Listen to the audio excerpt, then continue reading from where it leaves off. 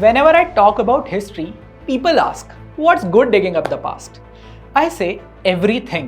इतिहास के अध्ययन से या तो अधिकतर प्रश्नों के उत्तर मिल जाते हैं या वो सही प्रश्न मिल जाते हैं जिनका उत्तर वर्तमान में खोजा जाना चाहिए। उदाहरण के लिए कम्युनिज्म की ओर तीव्र गति से बढ़ती दिखाई दे रही कांग्रेस पार्टी ने इन चुनावों में वेल्थ रीडिस्ट्रीब्यूशन और इनहेरिटेंस टैक्स जैसे आइडियाज को चर्चा का विषय बना दिया है। अब इन दोनों नीतियों का अपना इतिहास रहा है, देश में भी और विदेश में भी, जिसके आधार पर हमें कई उत्तर भी मिलेंगे और राहुल जी से पूछने के लिए कई प्रश्न भी। लेकिन उससे पहले एक महत्वपूर्ण प्रश्न यह भी है कि वेल्थ रीडिस्ट्रीब्यूशन की आवश्यकता पड़ती क्यों है। यदि हम किसी भी समाज में इनकम या वेल्थ डिस्ट्रीब्यूशन का अध्ययन करें तो उससे अधिकतर यह कंक्लूजन निकलता है कि समाज में धन संपत्ति का एक बड़ा भाग एक छोटी सी जनसंख्या के पास होगा। इस रूल को यूनिवर्सली परेटोज डिस्ट्रीब्यूशन या 80-20 रूल कहकर डिस्क्राइब किया जाता है, जो यह कहता है कि किसी भी समय पर 20% जनसंख्या 80% धन संपत्ति को नियंत्रित करती है। हिस्टोरिकली इसी बेसिस पर कई सरकारें और डिक्टेटोरियल रेजिम्स सोसाइटी से इकोनॉमिक इनइक्वालिटी का उन्मूलन करने के नाम पर वेल्थ रीडिस्ट्रीब्यूशन अटेम्प्ट कर चुकी हैं, जैसे बोल्शेविक रशिया, माओ का चाइना, पॉल पोट का कंबोडिया और वेनेजुएला भी। पहले बात करते हैं सोवियत रशिया की, जहां व्लादिमीर लेनिन की बोल्शेविक पार्टी द्वारा 1917 के रशियन रेवोल्यूशन के पश्चात कुलाक्स यानी कि तथाकथित रूप से धनी किसानों को क्लास एनिमीज ब्रांड कर बंदूकों के बल पर उनकी फसल, जानवर और जमीनें छीनी गईं। जिन्होंने भी ये रेजिस्ट किया उन्हें लेनिन सरकार की रेड आर्मी द्वारा ढूंढ ढूंढ कर जान से मारा गया। पर इसमें सोचने वाली बात यह है कि कुलाक्स की कोई स्टैंडर्ड डेफिनेशन नहीं थी। हिस्टोरियन रॉबर्ट डेवीज के according kulaks refer to those peasant producers who hired laborers or exploited their neighbors in some other way। इतिहासकारों का कहना है कि उस समय स्थिति ऐसी थी कि जिसके पास भी अपने पड़ोसियों से 2-4 गाय या 5-6 एकड़ अधिक भूमि होती थी, उन्हें कुलाक सिद्ध करके उनके विरुद्ध क्लास वॉर घोषित कर दिया जाता था। यहाँ तक कि व्लादिमीर लेनिन ने लेनिन्स हैंगिंग ऑर्डर नाम से एक डायरेक्टिव इशू किया, जिसमें उसने कहा, hang no fewer than 100 known kulaks, rich men, bloodsuckers।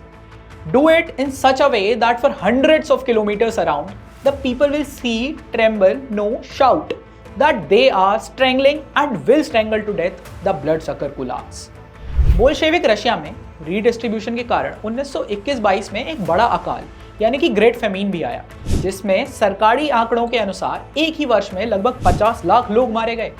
इससे न केवल वहाँ के ट्रेडिशनल हाई कल्चर का अंत हुआ, बल्कि स्थिति इतनी भयावह हो गई थी कि भुखमरी से प्रभावित लोगों में कैनिबलिज्म यानी कि नरभक्षण एक आम बात बन गई थी। हिस्टोरियन ऑरलैंडो फिजिस के अनुसार ऐसे हजारों केसेस तो रिपोर्ट हुए थे और अनरिपोर्टेड केसेस की संख्या इससे भी कहीं अधिक थी।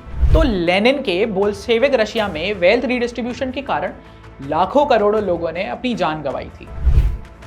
फिर एग्जाम्पल आता है कम्युनिस्ट डिक्टेटर माओ के चाइना का।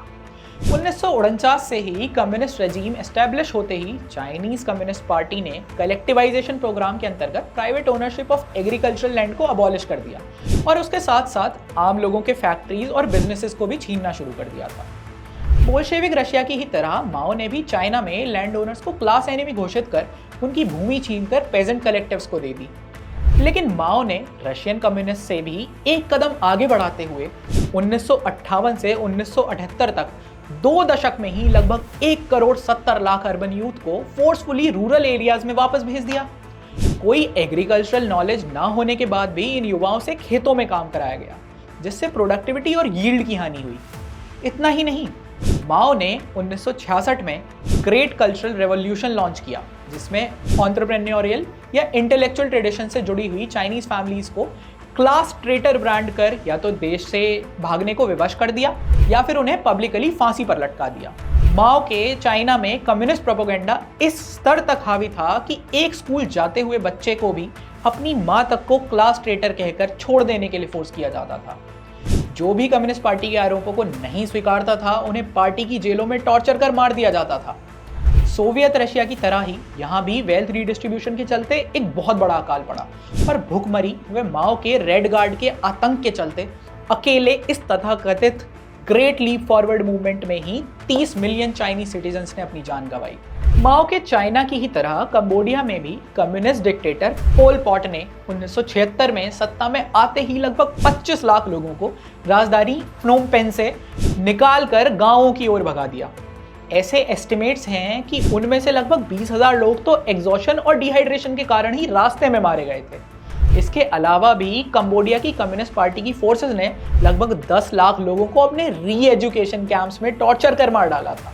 डॉक्यूमेंटेशन सेंटर ऑफ कंबोडिया ने पोल पॉट रेजिम के 31,000 सर्वाइवर्स पर 2022 में किए गए एक सर्वे में पाया था कि कम्युनिस्ट रेजिम के अंत होने के 40 वर्ष बाद भी आज भी इनमें से 25% लोगों को या तो उस अत्याचार के डरावने सपने आते हैं या इनमें से अधिकतर को हाइपरटेंशन, हार्ट डिजीजेस और मेंटल इलनेस की शिकायत है। इन देशों के अतिरिक्त वेनेजुएला, युगांडा आदि देशों ने भी किसी न किसी प्रकार से लैंड या वेल्थ रीडिस्ट्रीब्यूशन अटेम्प्ट किया है और लगभग सभी देशों ने इसके भयावह परिणाम भुगते हैं। लैंड कलेक्टिवाइजेशन की ही तरह इनहेरिटेंस टैक्स जैसी वेल्थ रीडिस्ट्रीब्यूशन स्कीम का रिकॉर्ड भी उतना ही खराब रहा है। द मेजॉरिटेरियन मिथ पुस्तक के लेखक कौशिक गंगोपाध्याय का कहना है कि outcome wise there is no proof that such taxes are successful by any means apart from the ideological outcries of social justice.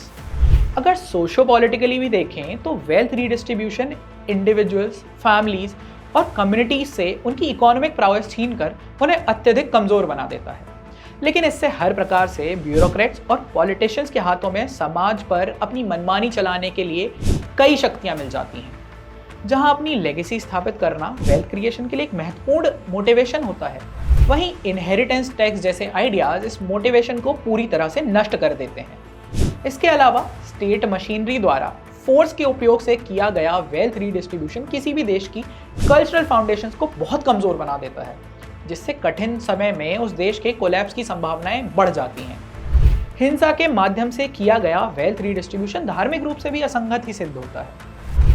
कुल मिलाकर फिलॉसफिकली, एम्पेरिकली, सोशोपॉलिटिकली और धार्मिकली सभी प्रकार से यह एक खराब आइडिया है। टू कंक्लूड, अगर प्रसिद्ध विद्वान व लेखक थॉमस सोवेल के शब्दों में कहें तो socialism in general has a record of failure so blatant that only an intellectual could ignore or evade it. विचार कीजिए। जय श्री राम।